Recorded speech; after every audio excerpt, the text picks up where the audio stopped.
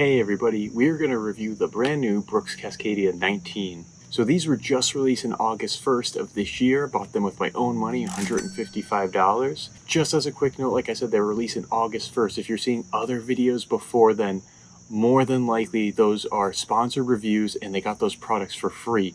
I bought these with my own money and tested them for over a month now to give you this full review. So let's get right into it. Comfort and fit, we rated it a 9 out of 10. When I first tried them on, I was very surprised by the footbed. It was perfect balance of not being overly cushy like the Hoka Mafate 5, but not overly firm. It kind of had a nice perfect balance there. They have the DNA V3 foam midsole, which is made by Brooks themselves. It's nice and plush, but you don't lose that responsive feel you want on the trail. A good point about this was it wasn't overly soft to the point where I was losing stability on the trail. Unfortunately, a lot of those maximum cushion trail shoes tend to be very unstable because of the high stack height. These have a 35mm stack height, which is about mid for a trail running shoe. Like I said, it gives excellent cushioning for long runs and technical terrain without that foot fatigue. The shock absorption was really good on these. I didn't feel any soreness through my joints or a lot of jarring impacts that you get with other shoes. One part where I really felt the impact absorption was exceptional was during boulder descents. Again, I really was slamming down on it and I didn't really feel a lot of reverberation through my joints. But I was able to quicken my pace where I was able to keep up with that technical terrain. The shoes itself, they're very roomy around the toe box. Allows a little bit of swelling for your toes. However, I will say Brooks shoes tend to run slightly narrow. These do come in a wide size, and if you're any sort of a wide foot, I would definitely get the wide size. The Brooks fit on all their shoes is very standardized across all their shoe collections, and they nail the fit every time. So if you usually run wide with Brooks, I definitely would go after the wide. So we measured the toe box at 4.1 inches, which is extremely wide when you compare it to the Ultra Lone Peak 9 Plus, which has that massive toe box with the foot shape feel that we reviewed in the past. Again, nice and wide, allows your toes to splay out for the extra stability. The upper definitely conforms to your foot. It is very universally adapting to other foot shapes and feels without being overly compressive. So definitely one of the more universal fitting shoes out there. The inner lining, they definitely upgraded from the Cascadia 18. It's not scratchy or anything of that sort, but not overly robust to the point where it's not breathable. Overall, the shoe just has a really nice bounce to it, and it's nice and springy. It has a nice little rockered sole here, which allows that forward propulsion of your foot. Overall, the rockered sole is not very aggressive. It's very subtle, but you get some benefit from it on the trail. This shoe is very unique because of the flexibility here. So definitely allows you to go on quicker paces. Definitely was able to quicken up my paces on technical terrain and really get that forward flexion of my forefoot. A lot of trail runners don't have that in the forefoot. I'm very surprised with how springy this is, yet flexible.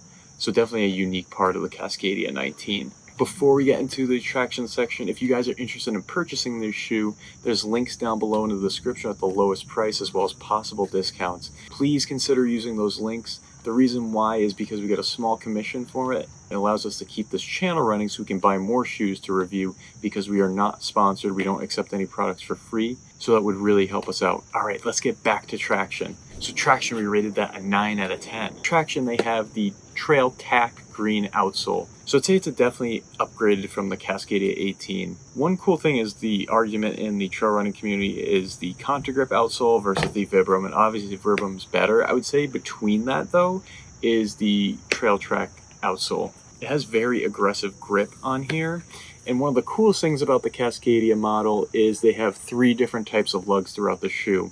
We won't go over every single one, but one of the most impressive is the braking lugs in the back that definitely help with better descents down technical terrain. Now, here's the thing that people are going to ask, is it the best shoe for technical terrain? No, it's good on technical terrain. However, I feel that a lot of people don't use the proper technique when it comes to technical terrain. Your feet really have to be moving quickly like you're on hot coals. You have to pick up your knees. You can't put all of your weight onto the terrain at once because you are going to slip no matter how good the shoe is when it comes to traction. So let me ask you, are you doing all those things to ensure that you have proper foot placement before you actually blame the shoe? I really like to make this analogy to golfing. A lot of people think they're going to be good at golfing if they just get new clubs, but it's all in the technique, it's all in the swing. So just keep that in mind when you're actually trying these shoes out. The lugs are 4 millimeters, which is good for technical terrain, but it's actually very excellent on all other trails as well. They have a nice breakup of the lugs here in the back, and that really just adds to that reduced weight because they're not putting lugs all throughout the shoe. They're really putting it where you need it most. I tested this during a few rainy days, and the grip is still really good on wet terrain. It holds very well in mud. It doesn't do the best at shedding mud, I will say. Otherwise, the grip is very good in wet terrain.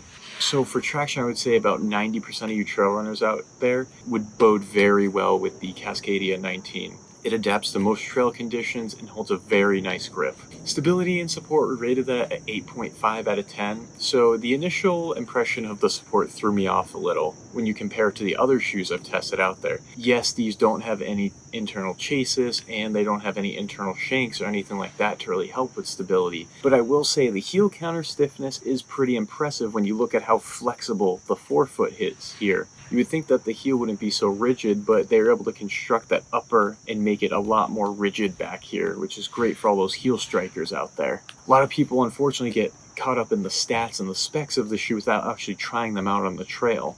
Just because a shoe doesn't have an internal shank doesn't mean that the heel counter stiffness is going to be very rigid. Unfortunately, a lot of people put all their focus on the specs rather than actually testing it out on the trail. Now, with all that off my chest, the heel cupping in the back here and the counter itself was very effective when I was testing out the Cascadia 19. It had excellent lockdown without being like overly rigid or stiff or anything like that. I felt the adaptability of the shoe was the best. Like I said, very flexible in the forefoot, but very rigid in the hindfoot here. And it helped mold to the terrain without losing the stiffness of the outsole. So they really combined that stiff outsole while making the upper flexible in certain parts and rigid in others. I was able to maintain my footing very well with these shoes. I had very minimal slip-ups and things like that. Like I said, I was using proper technique on technical terrain, but at the same time, not really that many slips. And it has a nice stable platform where the outsole comes out further than the upper like you see on those really good, grippy, nice and stable trail runners. And it was definitely effective for stability. So overall, I really felt Brooks really knocked it out of the park when it comes to the structure and engineering of this shoe. It doesn't have all the technical specs you want in it, but again, the geometry and how they engineered this shoe is perfect for stability. Weight-wise, we rated them an 8.5 out of 10. We weighed them in at 11 ounces, and that's for a men's 10.5. This is about the mid for most trail shoes. I felt the weight was very nice and distributed throughout the shoe. It's on par for how much it weighs. Some shoes feel a lot lighter than they weigh, and opposite as well. Overall, they weren't excessively bulky in any areas, and Brooks made a really good job of choosing the right materials for the shoe that were breathable, but at the same time, very effective. So for people who want a comparison for how much the shoe weighs and feels like, think of the Hoka Speedgoat 5, which weighed 11 ounces, and I would say they both feel about the same on the trail. Overall protection, rated them at 8 out of 10. It does have a rock plate here.